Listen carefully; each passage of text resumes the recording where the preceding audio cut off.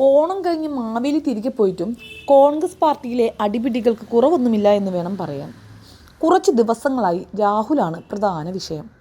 രാഹുലിനെതിരെ ചാടി വീഴാൻ ഒരു കൂട്ടം നേതാക്കന്മാർ കണ്ണിൽ എണ്ണയൊഴിച്ച് കാത്തിരിക്കുമ്പോഴാണ് ലൈംഗിക പീഡന കേസ് രംഗത്ത് വരുന്നത്.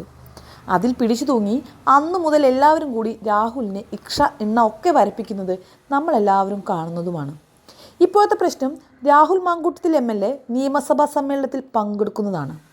രാഹുലിനെ നിയമസഭാ സമ്മേളനത്തിൽ പങ്കെടുപ്പിച്ചാൽ കളി മാറുമെന്നാണ് പ്രതിപക്ഷ നേതാവ് VD സതീശൻ അടക്കമുള്ള ഒരു വിഭാഗം നേതാക്കന്മാർ മുന്നറിയിപ്പ് നൽകുന്നത്. അത് രാഹുലിനോടുള്ള വ്യക്തിവൈരാഗ്യം കൊണ്ട് മാത്രമാണെന്ന് കരുതരുത്, പേടിച്ചിട്ടാണ്. സ്വതവേ ദുർബല, കൂട്ടത്തിൽ ഗർഭിണി എന്ന അവസ്ഥയാണ് പാർട്ടിയുടേത്. അതിൻ്റെ കൂട്ടത്തിൽ LDFനും BJPക്കും തല്ലാനുള്ളൊരു വടി നമ്മളായിട്ട് വാങ്ങിച്ചു കൊടുക്കരുതല്ലോ. ഈ ഒരൊറ്റ കാരണം മതി സർക്കാരിനെതിരെ ആഞ്ഞടിക്കാനുള്ള അവസരം നഷ്ടമാവാൻ.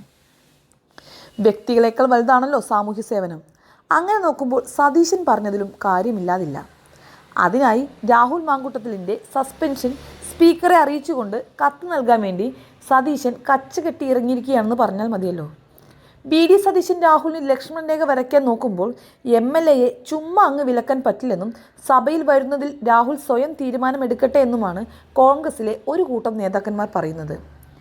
എന്തായാലും ഹൈക്കമാൻഡ് എന്തു പറയുന്നോ അതുപോലെ ചെയ്യുമെന്നാണ് രാഹുലിൻ്റെ തീരുമാനം. എന്താണ് പ്രതിപക്ഷ നേതാവിന് രാഹുലിനോട് ഇത്രയ്ക്ക് വിരോധമെന്ന് ചോദിച്ചാൽ അതിനുത്തരം കിടക്കുന്നത് സുധാകരനെ താഴെ ഇറക്കിക്കൊണ്ട് സണ്ണി ജോസഫിനെ സ്ഥാനത്ത് പിടിച്ചിരുത്തിയതാണെന്ന് വേണമെങ്കിൽ പറയാം. അന്നു മുതൽ രാഹുലിന് VD സതീശനെ കണ്ണെടുത്താൽ കണ്ടുകൂടാ. പിന്നെ കുറച്ച് പേഴ്സണൽ കാര്യങ്ങളും കൂടി ആയപ്പോൾ സംഗതി അങ്ങ് ജോറായി. എന്നാൽ ഇക്കാര്യത്തിൽ അത് മാത്രമല്ല റീസൺ.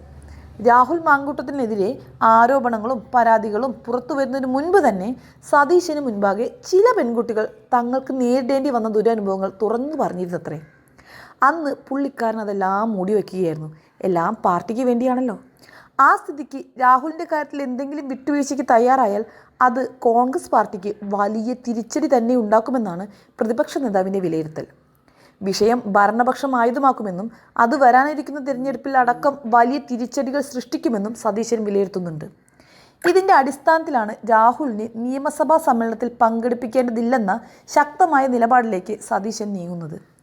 അതേസമയം എന്തൊക്കെ സംഭവിച്ചാലും രാഹുലിനെ കൈവിടരുത് എന്നാണ് ഷാഫി പറമ്പിലടക്കം ഗ്രൂപ്പിലെ ഒരു വിഭാഗം നേതാക്കന്മാർ ഉന്നയിക്കുന്ന ആവശ്യം.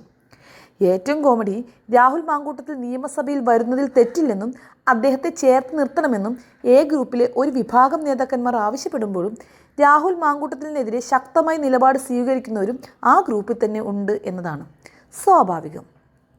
അവരുടെ ന്യായം പാർട്ടിയുടെ മുഖച്ഛായയാണ്. അത് തകർക്കുന്ന നേതാവും നിലപാടുകളും പാർട്ടിയിൽ വേണ്ട എന്ന് തന്നെയാണ് അവരുടെ ആവശ്യം.